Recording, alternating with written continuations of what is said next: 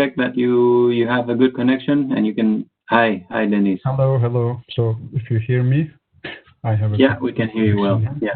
Okay, go ahead. Welcome to the group. Thank you. So I think we might as well get moving. So our next talk, always on the topic of energy efficiency, is going to be given by Deniz Gunduz. So Deniz is with Imperial College London, where he leads the Information Processing and Communications Lab. He's well achieved. He's a distinguished lecturer for the Information Theory Society. He's editor in major IEEE transactions. He's participated and chaired and participated in the committee of major conferences. He has a number of paper awards and also personal distinctions. He was, for example, he had the Early Achievement Award from the IEEE Communication Society, and he also holds a prestigious ERC grant. And most importantly for us, he's done a lot of work on energy harvesting-based communications and balancing energy and energy storage and so on. So without further ado, I'll hand over to Deniz. Again, Deniz, I'll have to hand over the ball to you so that you can present. Okay, so... Okay, so you should have the right to do that. Let me see, how do I share my... There's a button towards the bottom of your screen, which is share content. Is it fine now? Or do you see if you can maximize somehow, sure. That would be good. Let me see. Great. Okay. So should I leave the video on? Is it somehow covering the screen or? No, it looks good. Yeah. Okay. Okay, fine. Okay, so thank you very much, Christos, first for the invitation. And of course, thank you everyone for listening to this talk.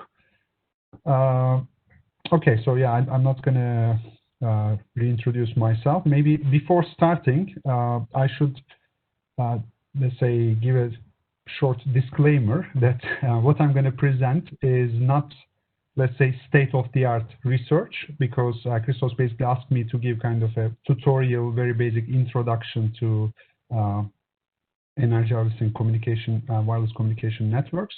So that's the purpose. So this 1.5 hours, I'll try to talk about basic models and basic tools that we have used for this type of problems.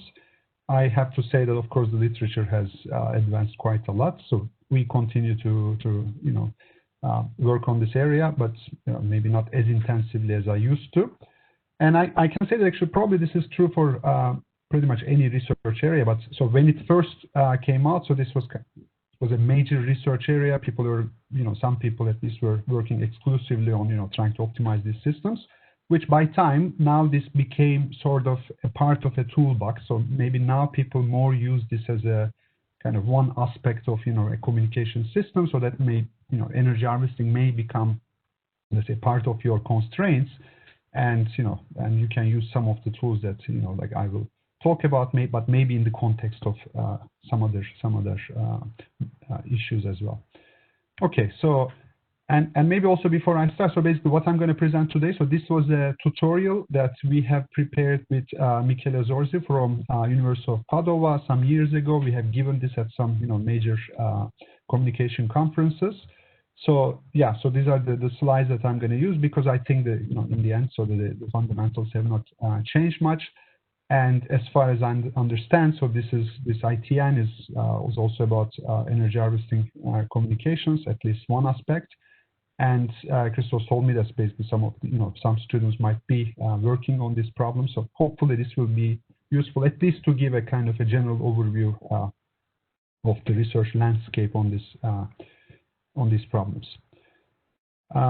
Okay, so the scope of this tutorial will be, of course, focusing mainly on the wireless communication systems aspect. So I'm not going to be talking about pretty much at all on the kind of energy harvesting technology. I'll mention, what they are, but we are not so much interested in where the kind of the energy harvesting, which type of energy is harvested. So in that sense, so we are more interested in the analytical models. So our goal is to somehow come up with, to capture the major mathematical aspects of this problem, so that the tools and the techniques will be applicable to any kind of new or like novel energy harvesting technology or device that you might come up with. And yeah, so the main goal is, of course, just like any kind of problems that we approach, is about performance optimization. So what makes these problems different than the standards, let's say wireless communication optimization problems, is maybe the foremost is the intermittent nature of harvested energy. So obviously energy efficiency has always been a major component of wireless communications research, but now the difference is that you're not only limited by the energy, maybe actually you might not even so much limited in terms of the total available energy, but the energy is now kind of is stochastic over time. So it may not be available when you want it to be. And of course, this also relates to the issue of capacity and leakage of storage devices. So if you had an infinite capacity storage device with kind of perfect efficiency, maybe you wouldn't have the problem that I just mentioned. If you had an infinite source, you would just store it when you didn't need it, and that wouldn't be so much of an issue. But typically, of course, the systems that we talk about are going to be limited in terms of how much energy they can store, and of course imperfections in terms of storage as well. And of course the usual complexity constraints, particularly in this context, because these devices are limited in terms of the energy. Of course, we don't want to come up with, we might come up with solutions that themselves might require a lot of energy to solve, right? So this can be often the case. So we might be interested in fundamental limits. I find these very valuable as well to understand kind of what we can do with this kind of limited energy. But of course, eventually, from an engineering perspective, we want to also come up with low complexity solutions so that the solution itself doesn't consume the valuable energy resources. Okay, so it's just to give a kind of the context to the this terminology. So we talk about energy harvesting. So the harvest is the act of process of getting a crop. So this is more kind of for me is like maybe you put the energy there and then you sort of harvest it. But in the context that we use this, maybe this energy scavenging might be a more appropriate term, which refers to recycling any discarded material. So the energy typically we harvest and use is energy that's available there, but it's not purposefully put there. So yeah, so we are sort of recycling the environmental energy. So in terms of like the historical context, of course you can take the origin of energy harvesting to windmills and things like that, but maybe in more technological terms. So this gentleman here might be the first one to ever use this in a maybe high-tech device. So he's the inventor of the self-leaning pocket watch. And more recently, we have the solar power calculator. So this was big in my childhood. Now it feels like centuries ago. But of course, today we have wireless energy harvesting devices. So these devices, as we said, harvest collect the energy from the environment. This could be anything: light, vibration, pressure, heat, radio, human activity, any type of movement, basically. And there are many applications.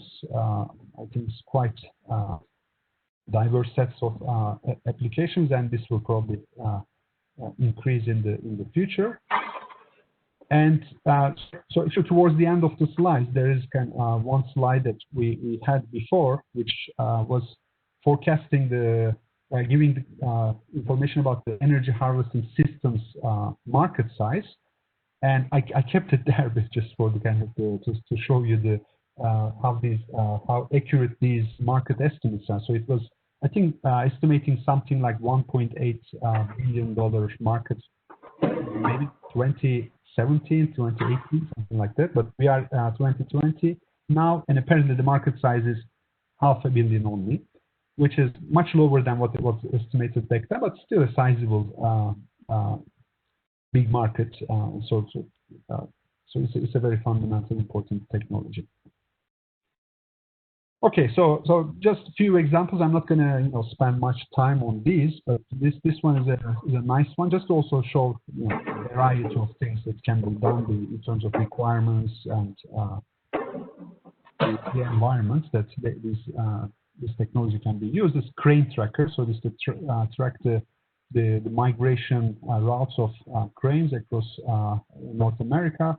So they basically installed this. Obviously it would be impossible to do this with just a battery run device, because you want these to be years. So you don't want to kind of catch the same crane every few months or every year and then recharge the battery. So these devices, so they gave autonomy of 5 to 7 years, which is quite impressive. It's a very low, of course, data rate, just memory. More recently, so there is this N-Ocean consortium.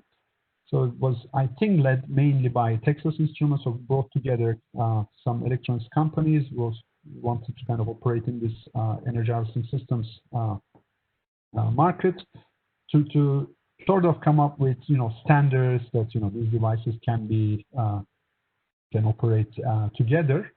So they both came up with some products and also some standards. And so typically these are wireless switches, routers. They had a different range of products. I'm not sure actually it's their product or not, but in London buses we have actually these pressure-operated wireless switches. So again, it's a very different type of operational requirements compared to the crane tracker, but still, in the end, it's the same technology. So here, yeah, this was a wireless router, energy harvesting. Okay, so when I talk about wireless energy harvesting wireless system, so what does that system involve?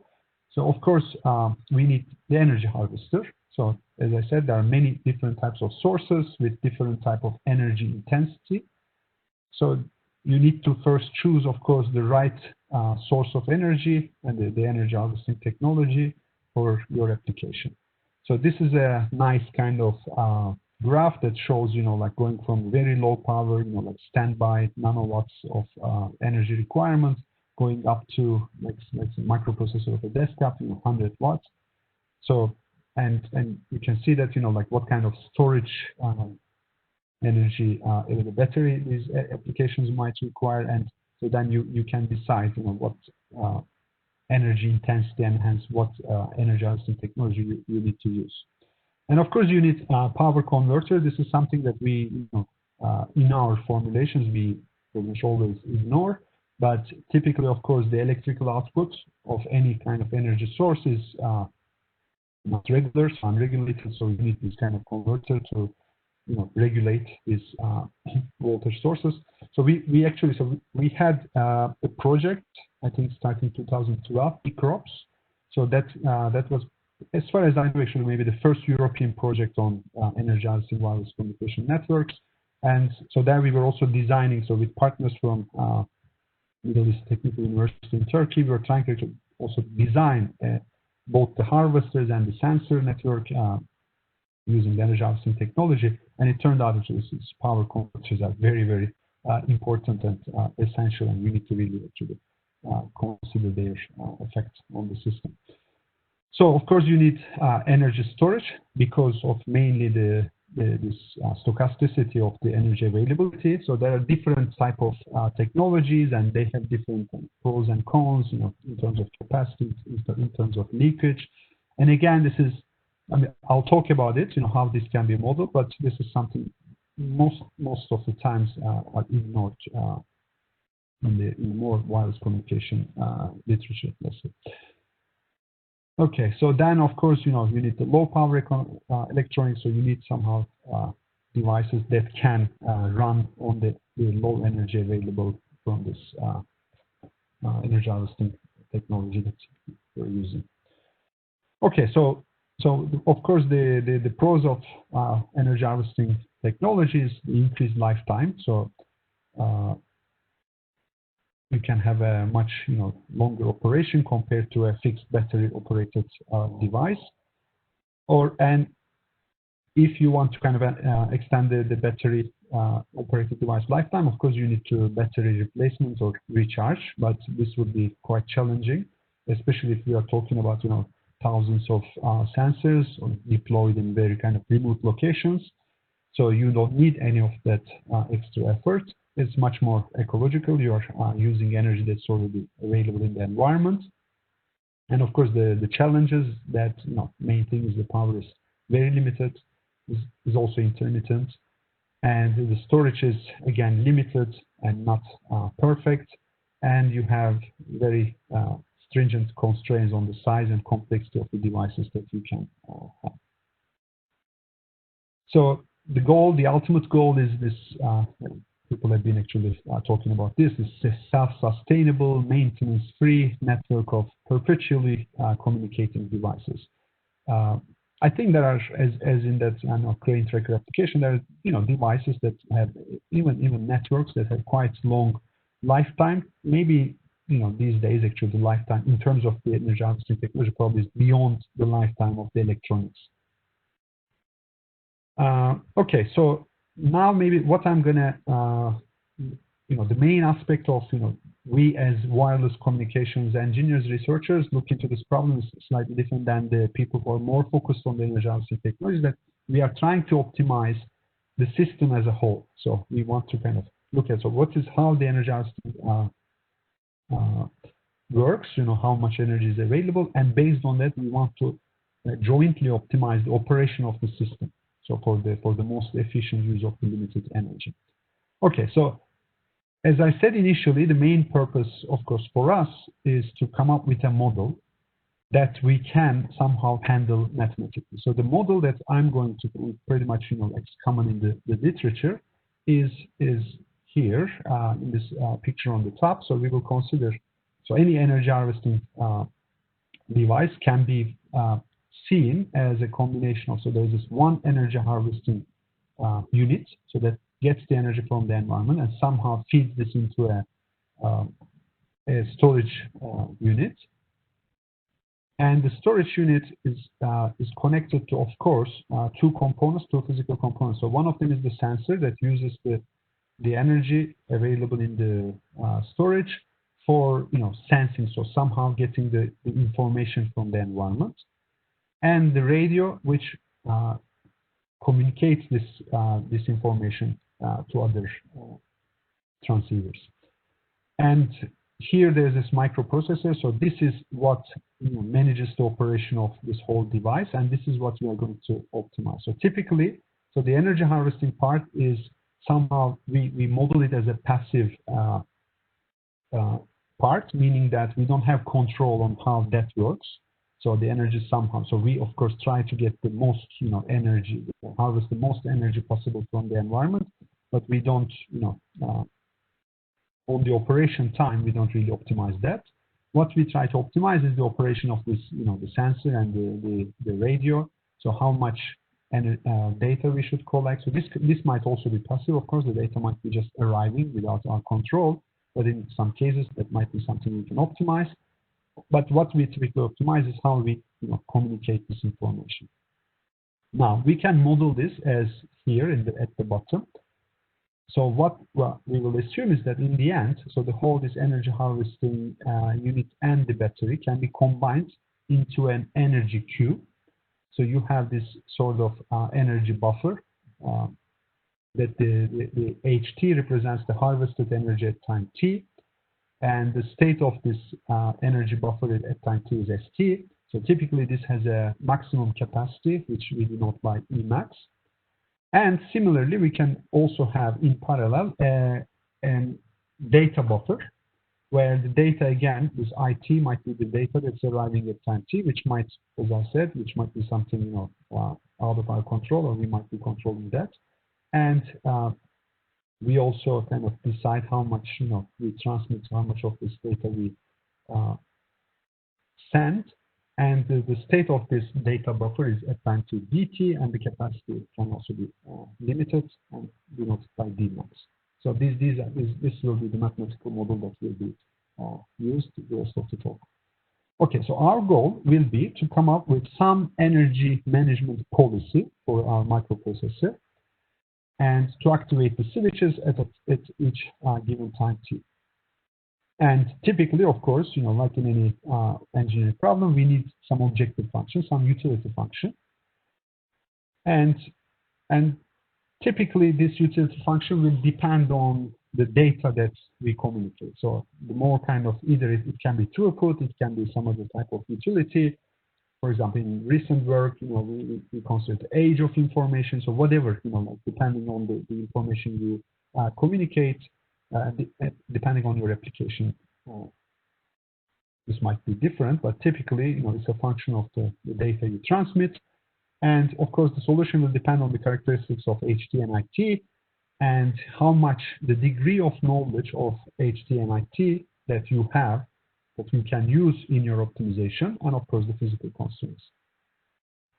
Okay, so we classified this into these three types of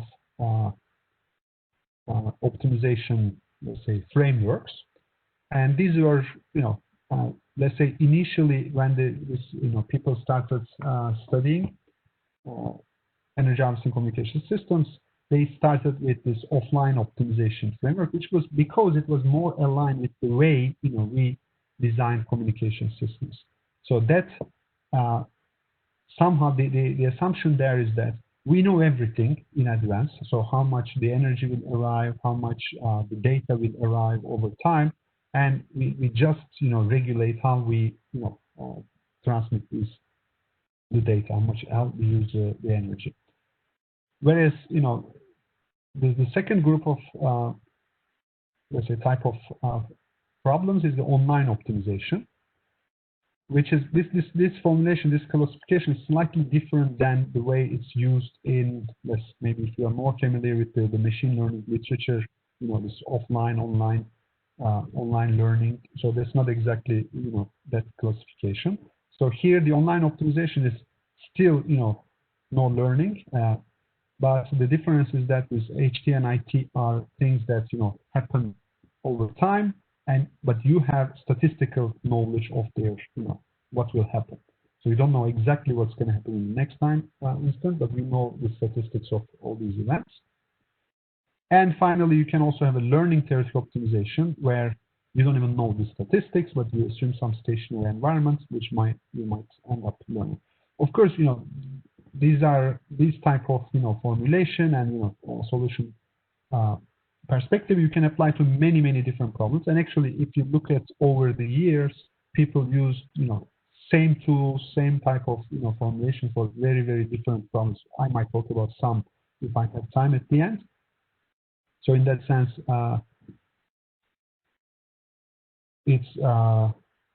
it's quite general. So I received a message saying something about the audio. I'm not sure if it's something I can do. We can hear you, Deniz. I think you're good to go. Okay.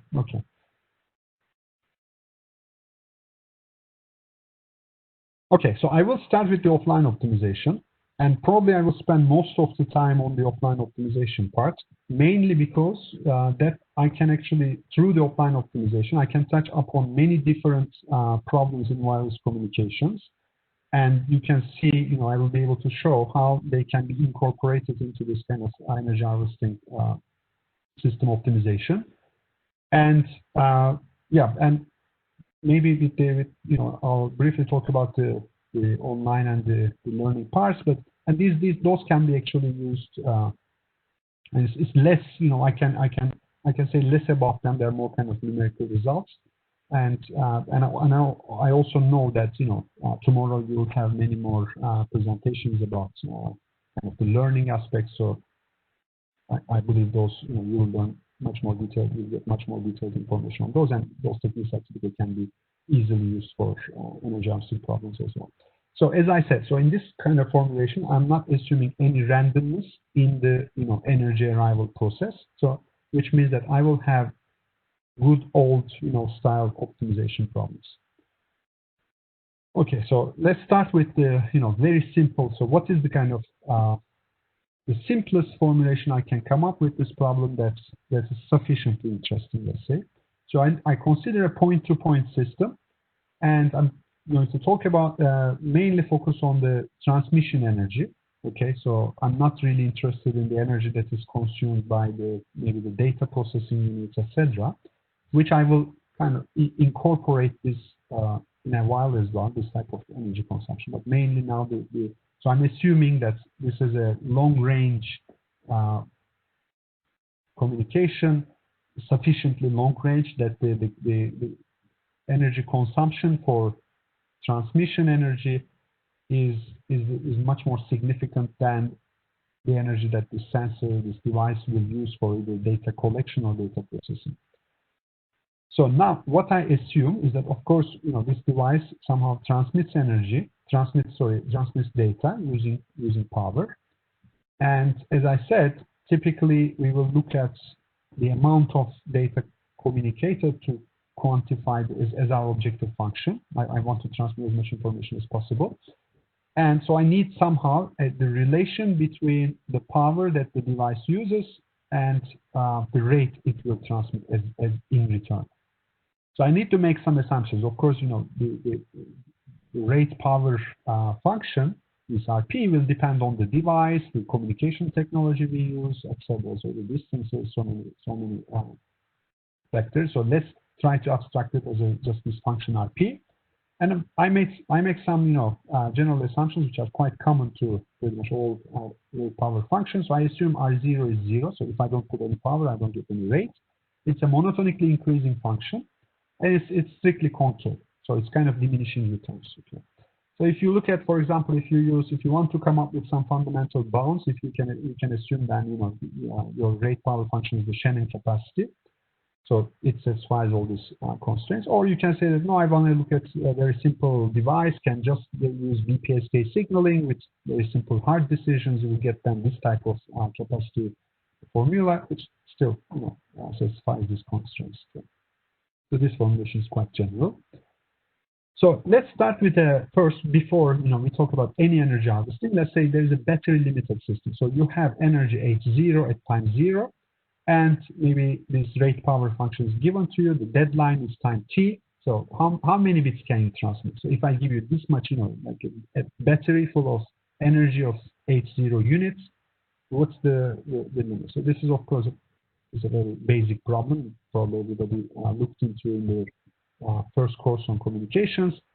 So but maybe we will look at it a little bit more general than you might have done. So we will formulate this as a continuous time optimization problem. So now, basically I allow the power to be changed at any point in time. Okay, so it's PT. Now what I'm trying to basically come up with is the power that this device will use at any time t. So there is information optimization problem in a way, so functional optimization problem from time 0 to t. And what I'm trying to maximize is this integral of the rate from time 0 to t, which gives me the total amount of data, because rate is bits per second. So if I integrate, I'll get the total number of bits. And the main constraint I have is the total energy. So the integral of power is limited from 0 to t, is limited by H0. Okay, so to solve this, we can use Jensen's inequality. So this is probably the one of the most useful, most common inequalities ever in communications and maybe also in information theory. So in very basic form, you are all familiar with that. So if you have 2 points, x1, x2, if you have a concave function, so if you take a convex combination of these 2 points, the value at that combination, this phi x, is above the same convex combination of the values of the function of those 2 points. And if it is actually so it's strict inequality if the function is strictly concave. If it's just concave, then it's greater than or equal. So maybe you are less familiar with the integral form of the Jensen's inequality, which is at least as useful. So now you can generalize this to any kind of function ft that is that's not constant on an interval AB, and you can if you have this phi as a concave function on the real line, now you can write this kind of integral form instead of having the discrete points. This phi at the integral greater than or equal to the integration of the phi at these different points. Now I will use this by plugging in for ft. I will put pt over t, a from 0 to b is equal to 2 times t, and phi is, of course, the concave function is going to be my rate power function, which I assumed is strictly concave. Now, if I plug this in, so this is what the Jansen's inequality tells me. And if you notice, the integral from 0 to t pt is actually limited by, so it's the integral of the power that you will use. It's bounded by h0. So now this thing is actually greater than this and probably equal. So you would use all your power. There's no need to save any energy. So now on the left-hand side, now I put this t on the side. T times r h0 over t greater than 0 to t, the integral of rate power function. We know that this is basically the total amount of bits you will transmit. So whatever pt you choose, you are bounded by this, and this is the total amount of bits you would transmit if you just used constant transmission power. So constant power transmission is basically optimal thing to do, is the most energy efficient. And if you look at now this, and if you were not limited by time t, if I told you that you can use as much time as you like, so what would be the best thing to do? The best thing would be, because this increases with t, so you would actually send t to infinity, and in a way you would transmit 0 power, and you would achieve the well-known by Shannon obtain the minimum energy per bit that's most efficient way of communication, basically. Okay, so now we want to kind of go from here. So this was all very basic communication. We want to go now one step further. So what if I have energy packets? Somehow this energy is arriving over time. So the first, what we learned from the previous analysis is that better to transmit over longer time periods. So I'm trying to lower the transmission power as much as possible. I shouldn't have any silent periods. That was, what the result was saying. So it's better to transmit always, but with low power. And obviously, I should finish all available energy by deadline. So because there is no utility from leaving energy in the battery. And yeah, so between any energy arrival, I should have constant power transmission. And now on top of that, when I have multiple, somehow energy arriving over time, I will have an energy causality constraint, which is very kind of natural. It says that you cannot use energy that hasn't arrived yet. So I need to somehow put that into the formulation. So now I will introduce two new functions, which are the cumulative versions of this harvested energy and the transmitted energy. So the at time t, I'm harvesting this energy ht, and let's define this h bar t as the integral of that. So this is the total amount of energy that has been harvested up to time t. Now what I'm trying to optimize is pt, with the power that I transmit over time t, and let's say the integral form of the energy that I transmitted up to time t as et. So it will be easier to visualize if you kind of look at this problem from an energy perspective rather than power. We'll see in a bit. Now the energy causality constraint can be easily formulated now in terms of these two cumulative curves. It just says that et has to be less than or equal to h bar t. So you cannot use more energy up to time t than what you have harvested. And this should hold for every t in the interval. Now let's say there's an additional constraint, a minimum energy curve. So this is m bar t, which I introduced as additional constraint. I said that whatever et you choose, it has to be above this m bar t. Now it will be clear in a while why there could be such a curve. But for now, let's assume that this is just some constraint that we introduce. So we will say that an energy consumption or energy transmission curve is admissible if it lies between these two bounds in the whole range of 0 to capital T. Okay, so it looks like this. So for example, this on the left figure, we have this h bar t, which is a model that would model a system where the energy arrives in packets. So you see that at discrete time for some packet of energy arrives, and we have some m bar t, whatever. It also looks like some packets.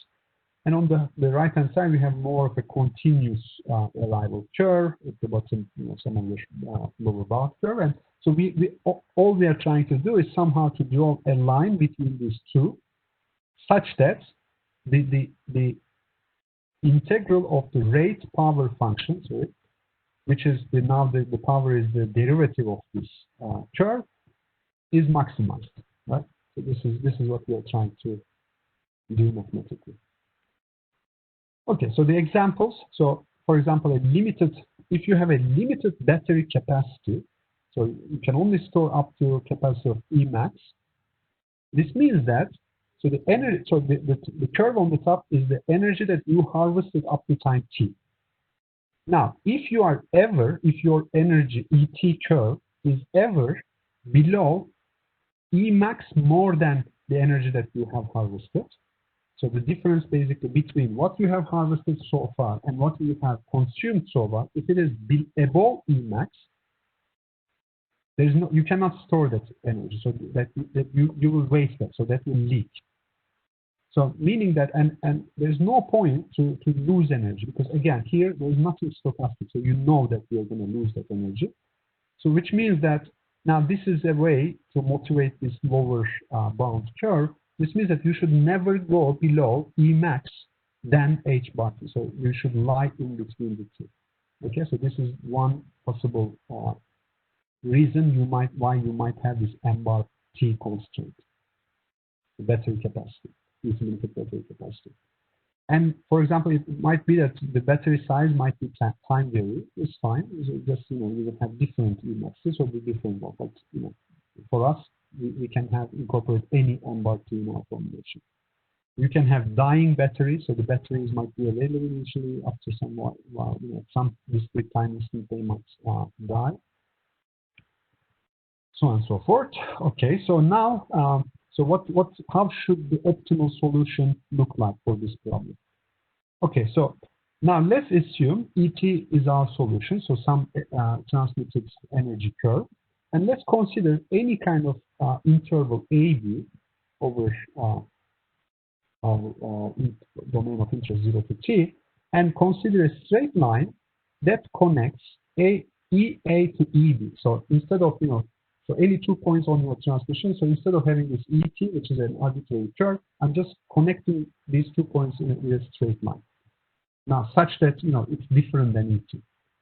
And I'm assuming that this straight line is still feasible, so it still lies in between the two bounds.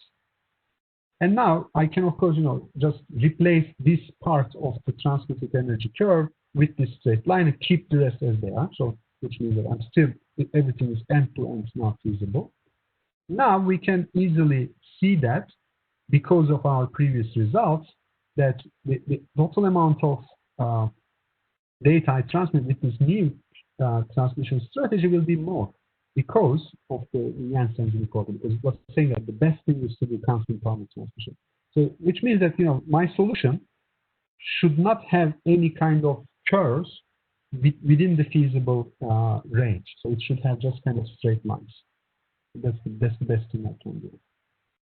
So I can take any admissible curve and take 2 lines. If I can, convert it into, as you see in the figure, a straight line, that will improve. And I can keep doing this until it's not possible to do any more straight lines.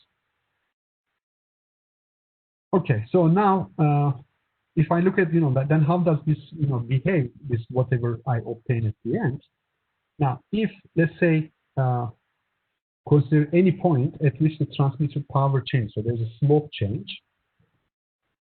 So first of all, the result, the argument before we just said, says that this T0 has to touch one of the constraint, one of the bound curves. Because if it is somewhere in the middle, I cannot have a kind of this breaking. I could just draw a straight line so that I could improve. So it's not possible. So this means that I have this kind of piecewise straight line curve, and it will only kind of change its slope when it touches one of these 2 bounds, either the H bar T or the M bar T. And moreover, the slope change must be positive when it touches the upper bound, because if it goes below, I could actually combine with a straight line and still below. And the same thing when it's touches MBART, the slope change must be negative. So it should go down, because otherwise I would make that, I would roll that straight line. So here you see that, if I touch the bottom, the top one, I should increase my power. Otherwise, if it was going down, I could combine the straight line, or similarly at the bottom. Okay. Now, if the R is strictly concave, now this ET, this any admissible transmit energy curve. So now no 2 points can be connected by a distinct line, this distinct admissible straight line. This means that now this is a unique and optimal. So there's, we can show that actually there's, if you just do this, until there is no more straight lines, we will reach the optimum. And how do we have to see that? Now consider this function, this square root of 1 plus e prime t squared t.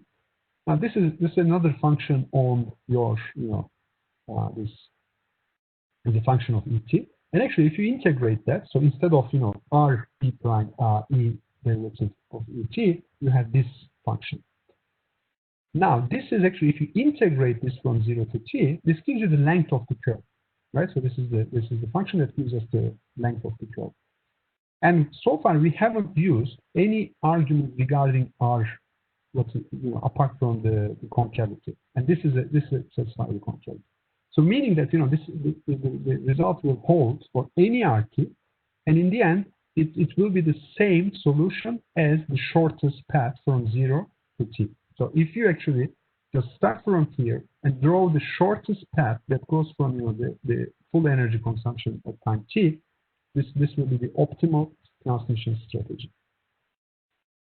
Now, of course, for example, the solutions for the previous examples, so all you need to do is just take a string and then kind of stretch it from this, get the shortest path. Now, of course, so what's the algorithm to get that? Now you can actually do this recursively. You can start from, initially you start from the origin, then you can actually draw all possible lines that that kind of comes from this point. And at some point, let's say you can partition them into two. All the lines that first intersect the h bar T curve, all the lines that first intersect the m bar T curve, and then you look at the kind of all the slopes of all these lines. Of course, they are kind of ordered, and you can define this beta 0, which is the infimum of SH. So all the lines that first intersect the h bar T, and the supremum of the lines that intersect the m bar T. And beta 0 is actually gives you exactly the optimal slope. So this is kind of where that transition happens.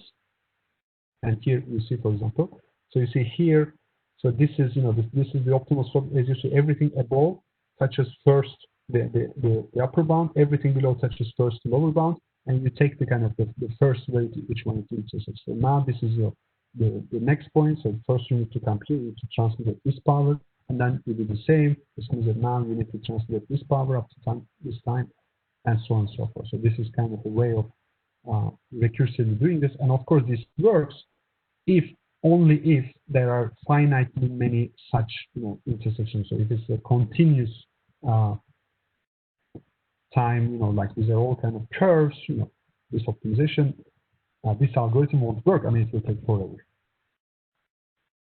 So this is the kind of the algorithmic construction. So the interesting thing is actually, so we came up with this, I mean, this is not specific to this, but I mean, same type of things even coming up with these algorithms, etc., were done again and again, even in energy harvesting literature, but previously in some other kind of, because I mean, these formulations are just very generic, right? So we're not using anything about the rate power function, so on and so forth. But so this is a way of kind of more general understanding of these type of problems and how the main principles of the optimal solutions. Now, so far I talked about only energy arrivals. Of course, you can also have data arrivals. Now, the difference will be that you will have this energy rows, let's say, so where you consume, this is the energy available. Then you are drawing this kind of red line, which is the energy that you use. Now, of course, you will also have, so let's say now the data that you can transmit is something that is arriving over time. So it's possible that you might have a lot of energy you might need to transmit, but maybe it's not available. There's no data to transmit. In which case now you will have a similar kind of, this is the data world. And what you will need to do is that every time you draw something here, it will have a reflection here. So the energy you use will have a corresponding function that will be the data it transmits. And now you need to satisfy these conditions on both sides simultaneously. That's the main difference. But that doesn't add much mathematically. Okay, so again, so far, very idealistic formulation. Now, what I will try to do, gradually increase the complexity of the problem. So the first one is the battery leakage. So this is a very, very important aspect in practical systems. So especially if you are using capacitor or this type of, let's say, low-cost solutions, it's almost surely these devices will leak energy. So if you don't transmit, the next time you want to transmit, the energy won't be there. And we're talking about very kind of low energy levels. So you want to be very careful how you use that energy. So now we introduce this additional function, which is the energy leakage curve. So the total energy that was leaked so far from 0 to t. Now I can we assume a constant leakage rate. So if there is energy in the battery, it leaks at a rate of, let's say, epsilon units per second, right? So this is if you are, you have energy. Otherwise, it's just zero. If you don't have energy, it doesn't leak. So it's sort of similar to the maximum energy curve. So now you will have this kind of UT, which is the energy that you have harvested so far minus what you have leaked. But note that this now, before it was something that is out of our control. It was a fixed line that was given to us, whereas now this depends on our actions, because if we transmit and consume the energy, then it won't leak. So this RT will depend on our actions. So we can start again building upon from the single energy packet. So if you have a single energy packet, this says that there will be some time t. So if you transmit up to time t, it's, we know that the constant power transmit is optimal. But now you will have this energy level actually going down. So this is what you're looking. At some point you meet, which means that this is when you consume all the energy and you transmit up to that time with your power P. So this is now what you would transmit at the end of this. And now before you have this epsilon would be 0, now you have this leakage point. So this time t depends on how much you leak as well. So our goal is, of course, to find the optimal power, transmission power. There's a fixed number from 0 to t that maximizes this integral, right? And this will be, this h0p plus epsilon rp now. And you can, I can define this as some function of p, which is, specified by the dependence on both the rate power function and epsilon. But you notice that, if I optimize my result of this, the p star does not depend on h0. So what I do is it doesn't depend on how much energy I have. It just depends on the rate power function and the leakage. And so if you have so the previous result says that before, if you didn't have a deadline, you should transmit for infinite amount of time, so 0 power as long as possible. But now, because of leakage, the result says that actually no, you should transmit only a finite amount of time that's given by this P star, because otherwise, if you wait infinitely, you will lose it, you will leak everything. And in general, if you have time limits, then it will be given by kind of the maximum of the power that this P star tells you, or what your time constraint tells you.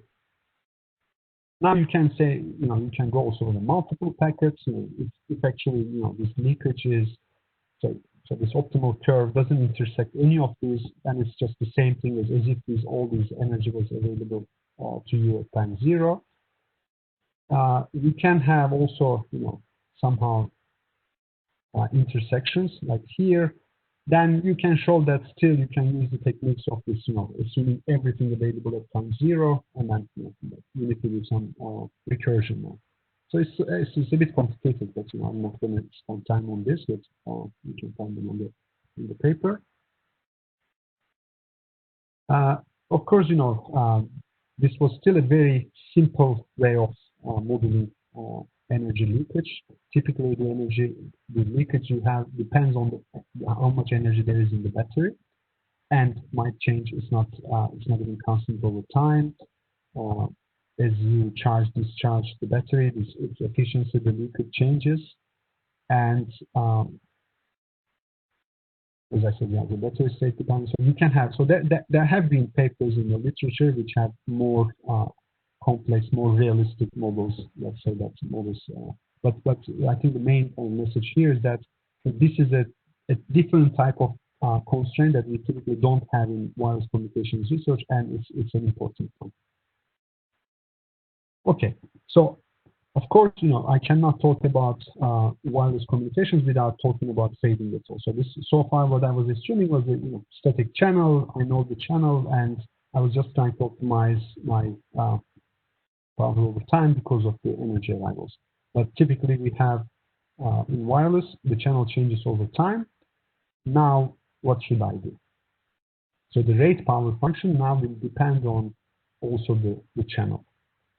And my goal is to maximize still the data transmit data by time t, and we are still going to be in the offline optimization framework. So obviously, this is not maybe super realistic because we are assuming that we will know the channel state in the future for the whole period of time t. But you might argue that if this time t is not very long, which is not for this type of problems, because typically things change a lot for longer periods of times, and maybe maybe we are only looking into the path loss aspects, and maybe we have a reliable kind of way of estimating the channel quality for a short time period in the future.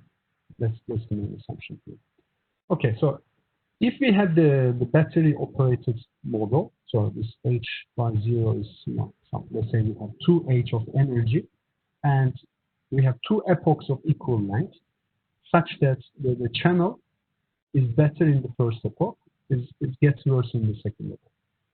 So now we need to do power allocation and to maximize the throughput, and this is well known in wireless communications. If you have two parallel channels and a total power constraint, you do power allocation, and the result is given by this water filling solution, which tells you basically depending on the qualities of the noise levels of the two channels, you put this let's say button the height in your water storage, and you have a total available power that you pour into these two containers, such that they have the same level, and the heights of the water in the two containers gives you the power allocation. So in this case, since the first channel is better, so the noise level is low, so you should put obviously more power in you should use more power when the channel is good compared to in the second time, so then the channel will get worse. So because you will get less returns for the power being less. So now what about energy harvesting? So now the solution tells us to put more power in the first, but if the energy is not available yet, if the energy is arriving, so the half of the energy will arrive after the first time slot, this means I cannot do water filling anymore. I need to use all this because there's no degree of freedom for this part of the energy. So I need to use this here, and I need to use all this power here anyway because I already have too much in the second time slot. So this kind of shows us the type of limitation that I will have due to energy constraint. Now, moreover, now let's assume actually the channel gets better in the second time slot, which means that I would like to put more power in the second time slot. But so to be able to put more power in the second time slot, I need to somehow transfer power from the first time slot to the second. But this would require storage. And if somehow my storage is limited, it doesn't allow me to transfer power from first to second time slot, I won't be able to do that. So this is the second type of constraint, additional constraint due to the energy harvesting aspect of the system. Okay, so now the way I will formulate this is, I will assume that there are n time epochs, discrete time epochs, at which the channel changes, and somehow the energy also arrives, at these, at the beginning of these time epochs. So I'm assuming that, there is this n epochs, the channel can be anything over these epochs, but I know them. They can have different durations, and I want to have. Now I know from previous results that I should have constant power transmission within each epoch, because otherwise I could improve that by just using constant power within an epoch. But now my goal is to find what should be the PI, the power I assign to each epoch. Now this is how I can formulate this problem. So I'm trying to maximize the total throughput.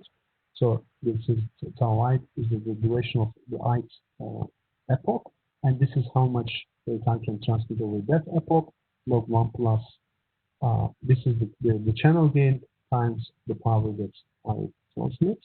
Now the first constraint is the energy causality constraint, because tau j pj is the energy consumed in the jth time slot. So up to ith time slot, the total energy consumption should be less than or equal to the total energy harvested up to that time slot. And similarly, I will have this constraint due to the battery constraint.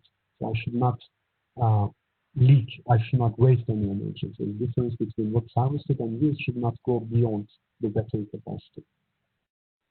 Now, this is a convex optimization problem. So it is just, if we didn't have these constraints, we would have the usual water filling solution.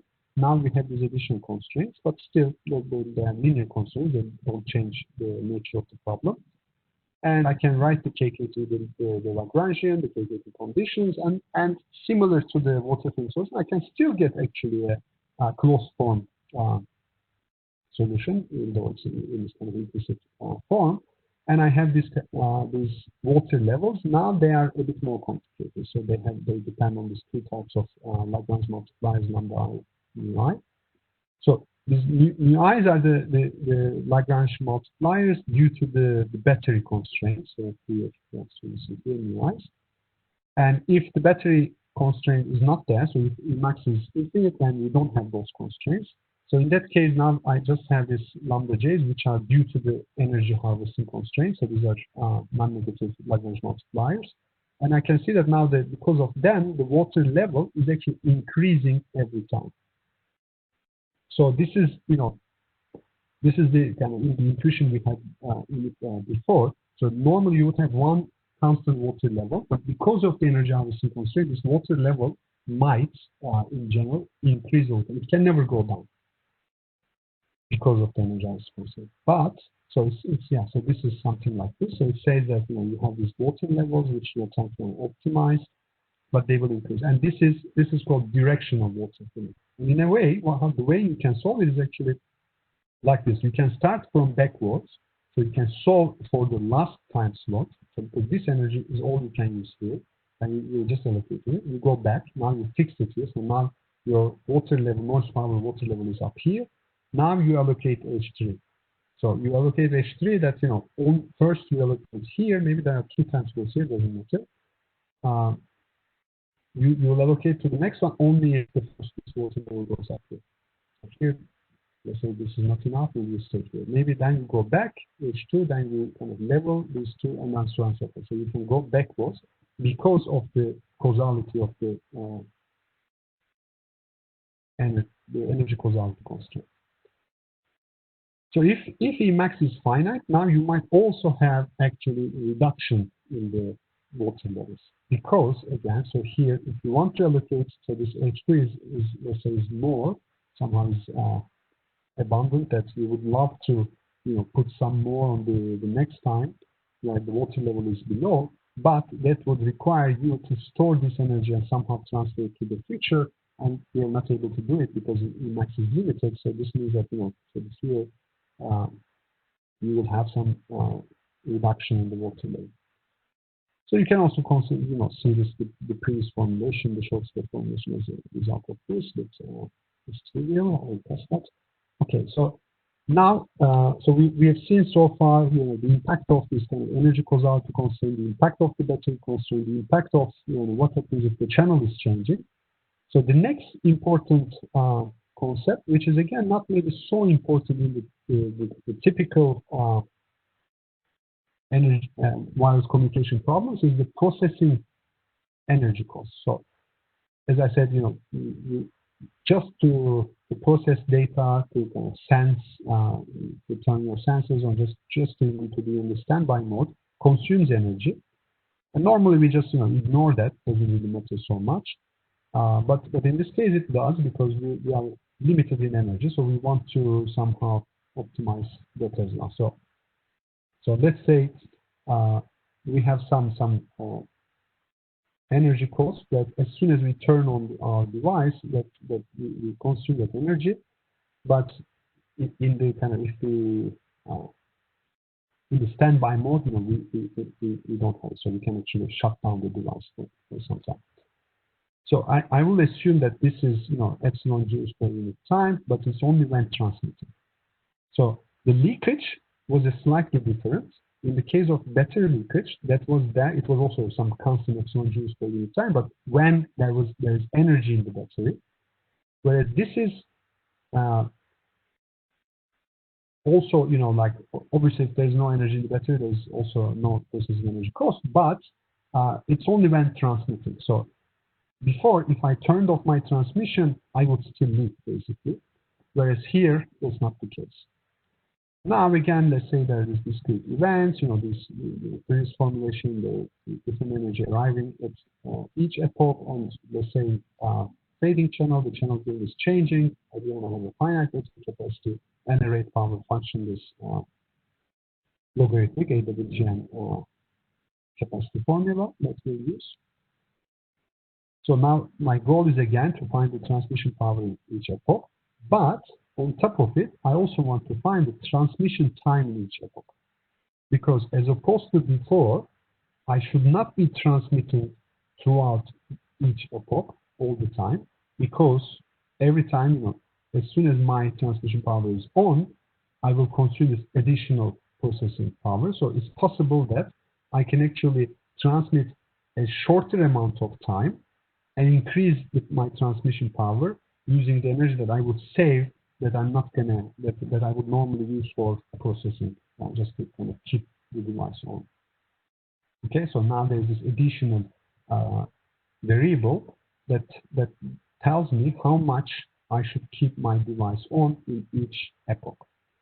Okay, so now I'm trying to maximize, as before, the total rate, which is now this theta I for each epoch, because that's when I'm transmitting. So I need to multiply the rate by this theta I.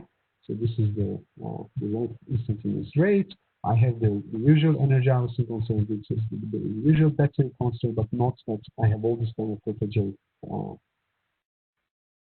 factors in all of them, because I'm only transmitting in that duration. And of course, this is limited by the duration of each epoch. Now, this problem is not convex anymore, so because of this kind of multiplicative terms, as you can see, but it's quite easily kind of turned into a convex problem. So this is, I guess, this is also at some point these type of problems and solutions were very popular in wireless communication literature. People were using a lot of convex optimization, and I think everybody was trying to come up with some way of turning their non-convex optimization problems into a convex problem. So this is one of those cases that we were able to identify. If we define this kind of new variable alpha I, which is sort of so we go from the power to energy. So this is the energy that we use in that time slot. And it turns out that if you write everything in terms of energy rather than power, now you get this type of problem. And what you can see is that this is actually what's called the perspective of this log function. And for a concave function, it's known that the perspective is also concave. So it's a strictly concave function. The perspective is strictly concave, it's convex. So this perspective operation basically preserves convexity or concavity. So now we can see that this function is, this optimization problem is a convex optimization problem. So we can use usual Lagrange optimization tools. And moreover, nicely, again, as before, we can come up with a nice visual kind of interpretation of the optimal result. So before it was this directional water filling. Now it turns out we have something called like a glue pool, meaning that you start before you would pour water the whole time, and it would go slowly like higher in the water level. Whereas now we're actually there's a certain fixed level for each epoch. That is this water kind of glue level. And what you do is that you start pouring actually from side, so at this level, so you go on like this. So, and then only if you have a lot of energy you actually transmit the whole duration, and only after that you start going above this power level. So, for example, in this time slot you said there's so much energy around here is that you decided to use operate your device the whole time, so that even go above that glue level. Whereas in this time slot, there's not so much energy, so you are more kind of conservative. So you turn your device on only for a while, and later you turn it off, and you just operate at this level. Wow. Okay, so of course, like then you have energy harvesting on top of it, so you have directional glue pouring, you have battery constraints, so you have this kind of levels going up and down. So you see that kind of to see the impact of this processing energy cost on the solution. So here is this, one example where if the processing cost is 0, you see that you're transmitting over, these green ones are the allocated power level. So you put more power to better channel epochs, but you're operating pretty much all the time your device. Whereas as soon as there is a significant processing energy cost, you see that you are actually turning on your device occasionally, very cruisily.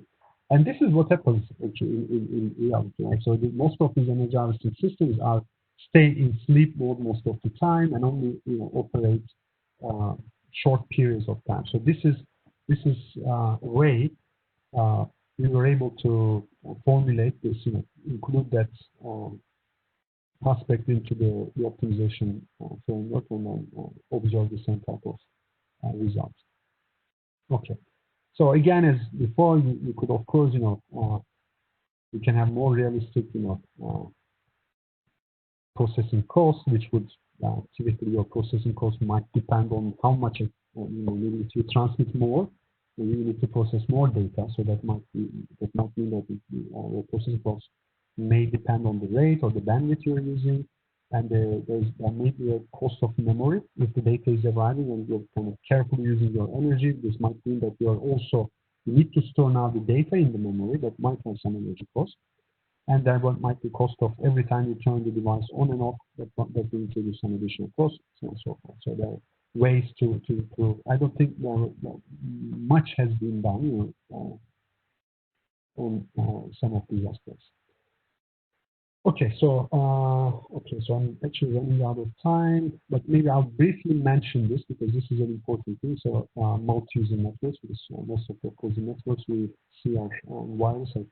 So far we've been talking about just point-to-point systems. There is also a line of literature which I haven't talked about.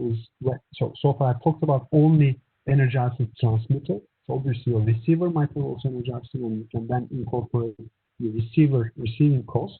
And then you might need to, for example, coordinate the wake and sleep and wake cycles of these two devices, and etc. So if you have, so the simplest and most interesting, so the network that we could come up with was a multi-hop system. So you have a source, a relay, both of them harvesting energy now, and your goal is to somehow transmit as much data to the destination as possible. Now, the interesting thing, even if the source is a system as we have been considering so far, which is we always assumed that you always have enough data to transmit. Although I mentioned briefly what would happen if that's not the case. But in the case of relay, once you have the data coming from here, the relay is actually a system where both the energy and the data is arriving, because the relay is not transmitting everything. It might also have additional its own data, but in principle, the amount of data that the relay has will depend on how much the source actually transmitted to it. Now, the same formulation, now we can write everything, and we would have constraints both for the source and the relay. And as I said, now for the relay, we have this additional data causality constraint. So the relay cannot forward data that it has not yet received. Okay, so the point-to-point case, at least for the the constant channel, was easy, the shortest path. But now, even for a full duplex relay, it's not so trivial that that this type of solution will, if I just do the shortest path solution both for the source and the relay and put together, it may not be the optimal thing.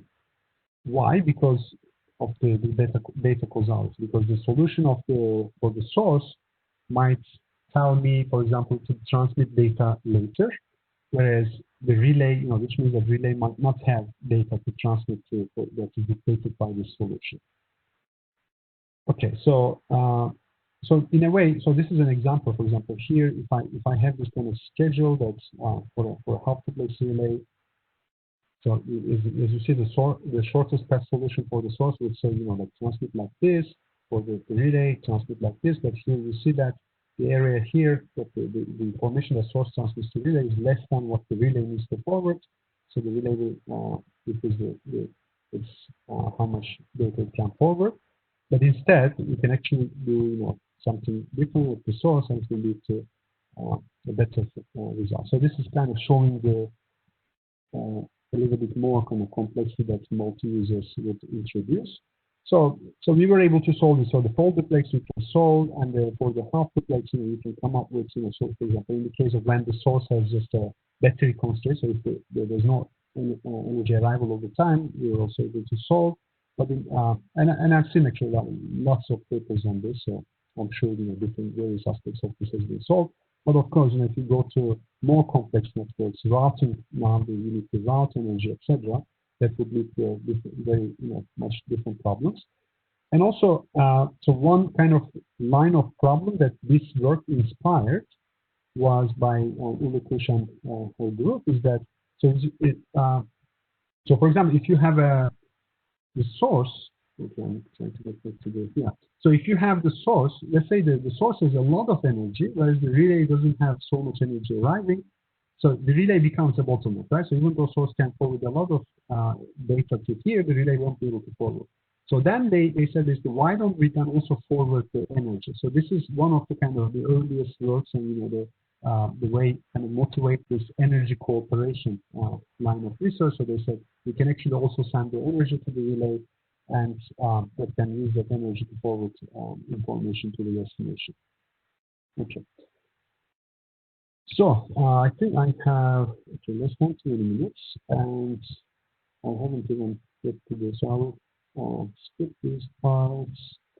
I mean, this, by the way, obviously I didn't plan to cover more than 200 slides. So I already told Christos that I forwarded you the whole tutorial because I mean if you are going to be working on this, that might be of use to you. If you want to have a look. But I will be just covering only parts of it. But there are lots of other problems that I covered here, some literature as well. Okay, so I mentioned that so this was the offline formulation. It's maybe more aligned with the usual solution of the wireless systems, but much more practically relevant is the online formulation, where you would have some statistical energy arrival.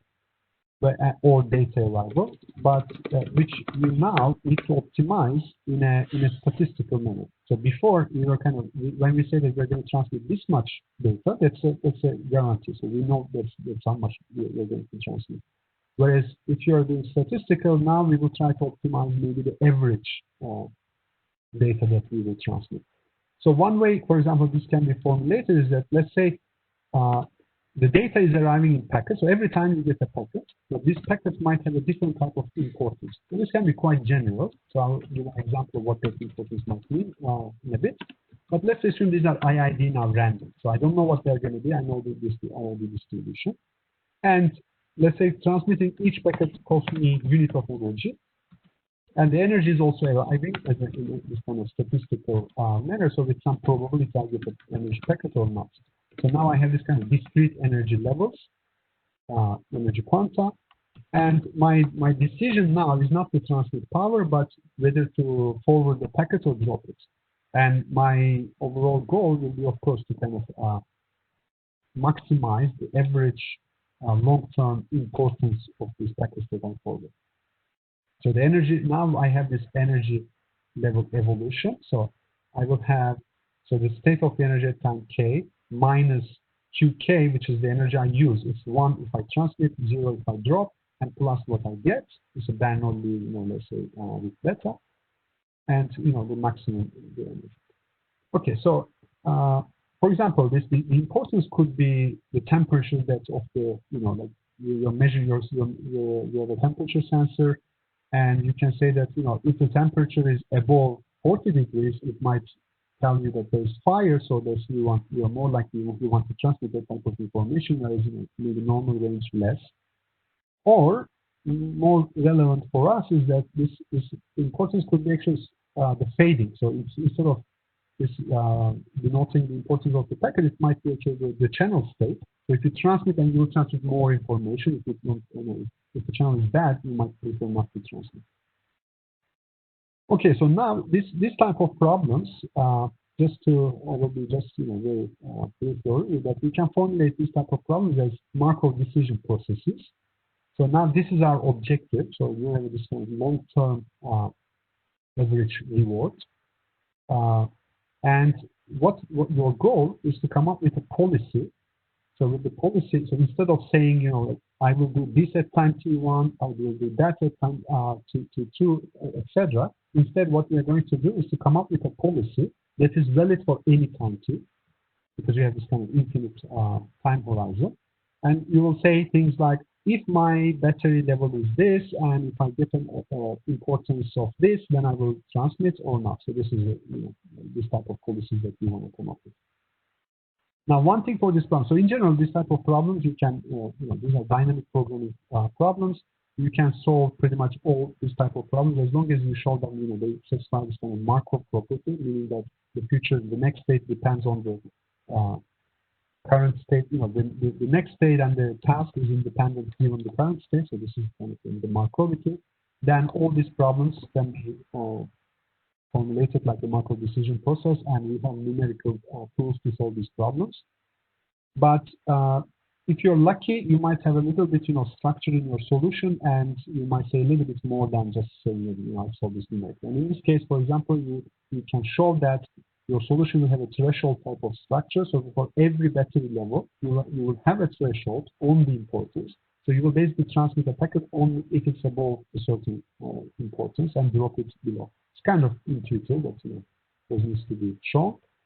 And now, like you can formulate this in terms of this, the importance levels that you want to forward. So I'm not gonna, so I don't have time to give much details, but again, you can come up with bounds, and then you can come up with low complexity solutions for these type of problems. And so here, for example, for this kind of fading example, so here's the result we can have. So this is the optimal policy that you can see that this marked with circles, and you can come up with this low complexity policy, the triangles. It's not so far from the optimal in terms of the actions here, and also in terms of the performance. And it's much simpler maybe to optimize, to derive that low complexity solution. And here you see that it has a very kind of close to optimal rewards. Okay, so then here, so we have actually several kind of different type of scenarios where you would have this type of online solutions. So the previous one was the MDP formulation. So you can also have a partially observable macro-decision process, which is the type of macro-decision process where you don't observe the state perfectly. For example, you might not exactly know your battery state.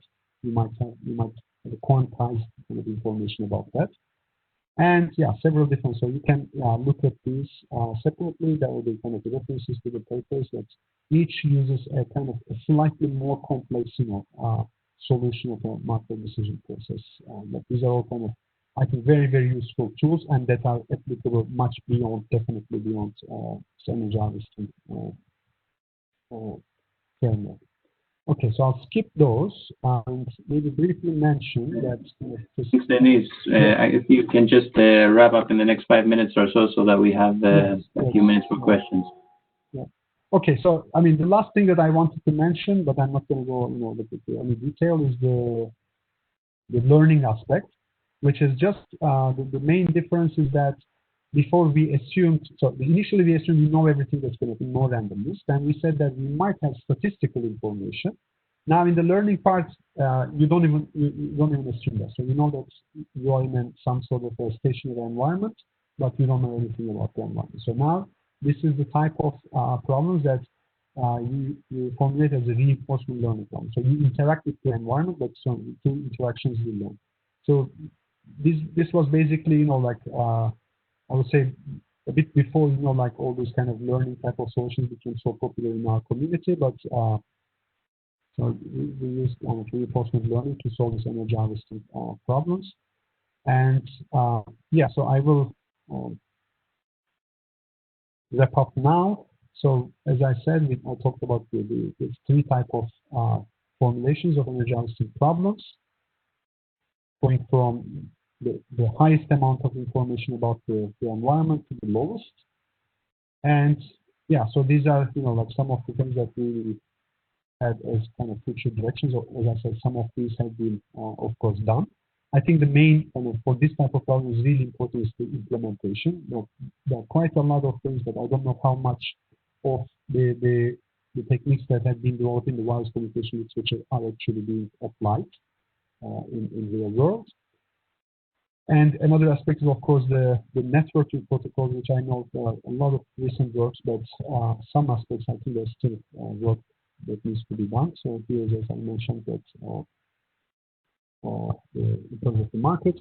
Okay, so I want to basically finish with this, saying that I'm happy to see that there's still, people working on this, because you can always add more complexity to a problem, come up with some more interesting aspects, and you can connect this, not just on the wireless aspect, but connect the algorithm, the circuit design, network design, all together, and come up with maybe more realistic solutions for real systems. So thank you very much. Any questions? Now. Okay. Thanks a lot, Deniz. That was a lot of information. It's a huge area, and it could be an endless tutorial as well, if you wanted it to be. So yeah, I have received a couple of questions.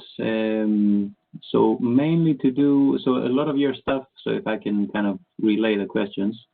So a lot of your stuff has to do with kind of deterministic energy availability. You said in the beginning that there's tools to deal with stochastic or random energy availability. Here in our project as well in PAINLESS, we'd like to kind of use models that are more specific to specific batteries or specific to photovoltaics as a source of energy. Do you have any insights on that, or would the insights changed on your theoretical analysis, or have you ever seen any research on this topic where you replace these energy levels in your battery with specific models? Yes. Okay. So you might know that we actually had an ITN called Scavenge, right? So which isn't even finished yet. So that focused on exclusively on this, mainly not so much sensor, but we were trying to move more to the sustainable base stations and things like that. So within that project, we did a lot of modeling of these different types of energy harvesting sources. So as I mentioned towards the end of the talk, that you can have any kind of statistical model. So I would say there are two types of approaches to that. Either you get whatever energy source you have, photovoltaic, whatever, and an environment that you want to operate in. Obviously, you can collect data, right? So there are lots of actually available online. I can later give directions, or you can check some of the papers from the Scavenge project. So you can get the data and you can try to come up with models. There are already there are people exclusively working on modeling this kind of energy sources. So there are Markov models, hidden Markov models, also, as complex as you like. You can come up with a model. Then it's all you need is to plug that model into, this kind of statistical formulation, not the offline optimization framework. And, like that, you can solve that. On top of it, you can also use this kind of, the learning aspect is much more general. As long as you are, you know more or less that your environment is, somehow stationary in some, time frame. So, for example, we looked at also, weekly, yearly cycles, etc. As long as you plug that in as a variable into your learning framework, then you can actually learn from data. So you can feed that, the data that you have into your optimization algorithm through a reinforcement learning framework, and then you will learn. And as long as the environment that you will operate is sufficiently, let's say, similar to the data you collected, that will be cool. So you are muted, by the way. So it sounds like, I was saying, sounds like a bit model-based learning here, right? So where you combine, knowledge about models with learning and statistics and prediction. Yes. So the first one I said, you can, as I said, you can try to learn the model. You can try to model, and then somehow when I say you can try to model, you have some structural, kind of obviously some bias in your model, and then you learn the parameters of that model. Or you can even, if you actually just plug, feed the data, then it's not so much model-based. The model there is, of course, to the extent of, I don't know, use a deep neural network, then you have that type of model, but, there's sort of something. But then you can have a purely data-driven solution in that case. Okay, very good.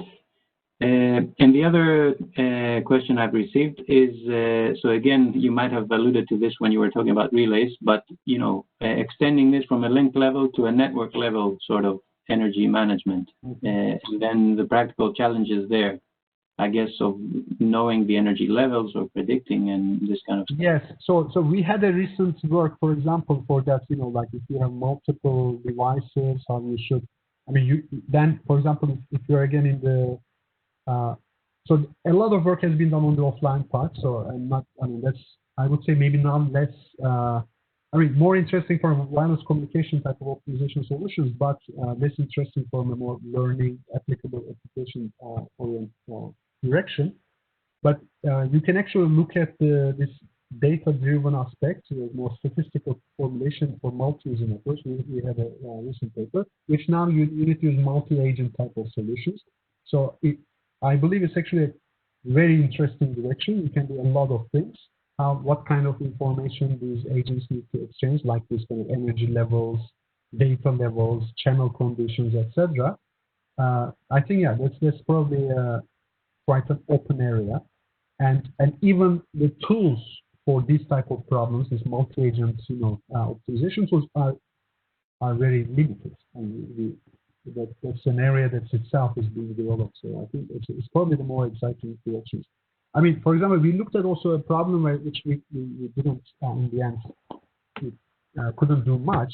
Even if you're, let's say, if you want to do a Aloha type of random access type of solution, you can actually use, for example, the correlation of energy arrivals to optimize your solution, right? So in a way, the energy, if the energy is correlated across your devices, might give you some information that you use, like to coordinate with others. So there are all sorts of different layers of this problem.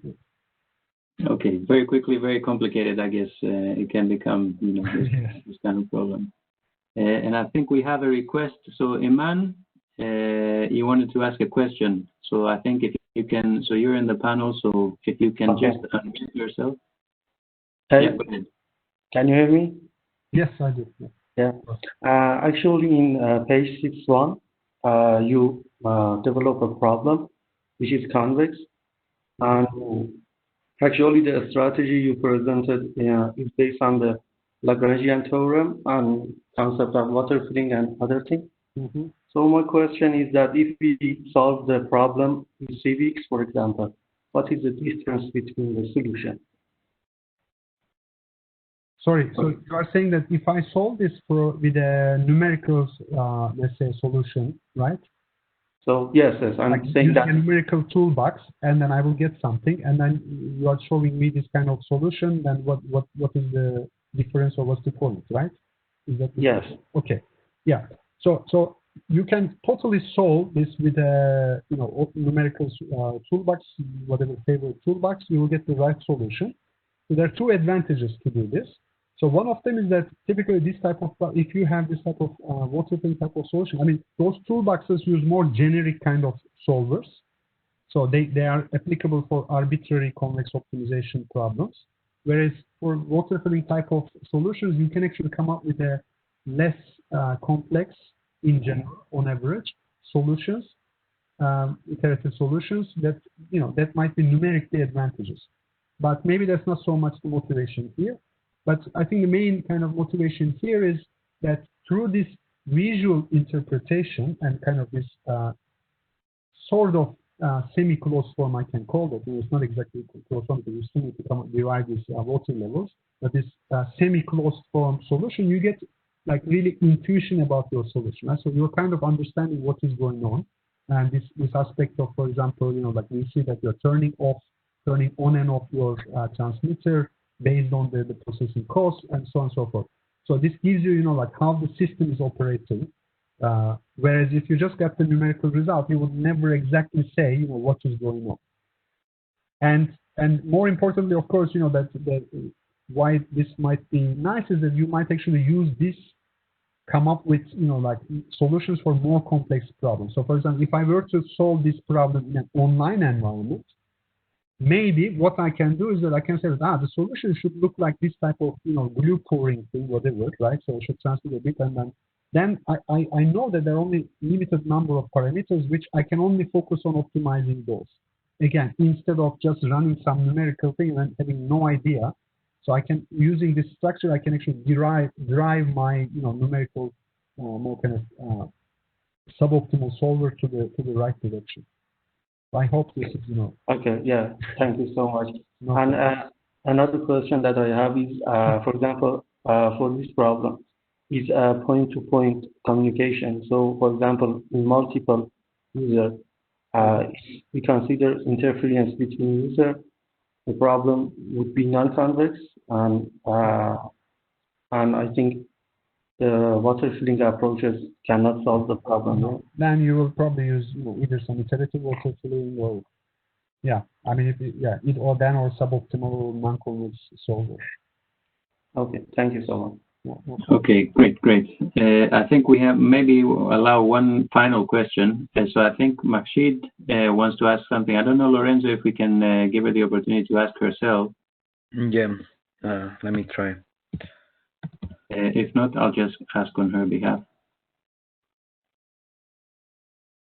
Yes, I have allowed her to speak, so I think he should be able. Mashid, she needs to connect. If you connect and unmute yourself.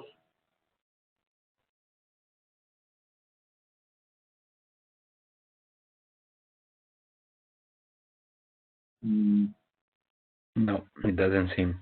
Anyway. Actually, I have enabled her in the previous talk, so I'm not sure she will be able to connect. So anyway, that's fine. So maybe I'll read the question for her, for you, Deniz, if you can address that. So the question says, when edge computing resources belong to different mobile operators, located in different network locations, which one is more efficient, centralized or decentralized energy management? Well, I guess, I mean, it's a very generic question. Yeah.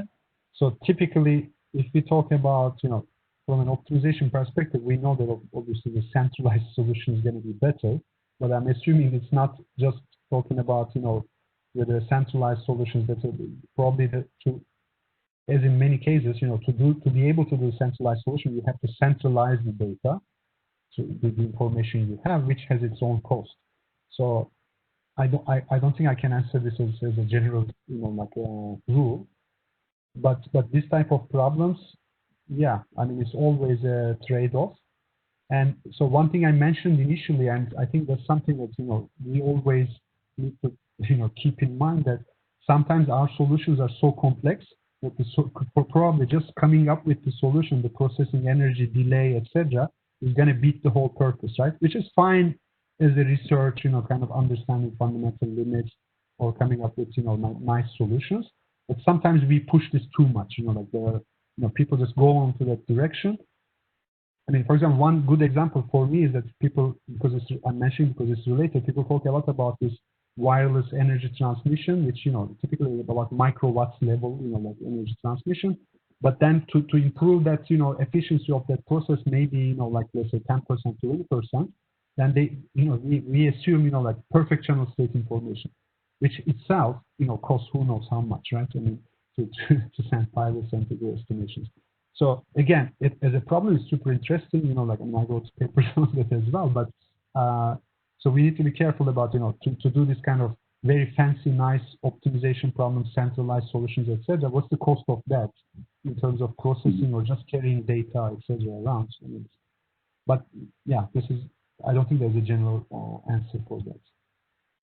Okay, excellent. I think we won't go. I think we have 2 or 3 questions left, but I'd rather, you know, people individually contact Deniz. I'm sure Deniz would be happy to spend some time to reply. So many thanks, Deniz. I think this was very, very useful, at least for some of our ESRs in Painless. I hope for the rest of the attendees as well. Yeah, great to have you. Thank you very much. Again. Thank you. Thanks again for your time. The best for the rest of the event. Excellent. Thanks, Deniz. So we're now going to take our coffee break for the next, I think it's 25 minutes, and we'll come back 5:30 for the final talk for today. Again, thanks, Deniz, and I'll see you guys in a bit.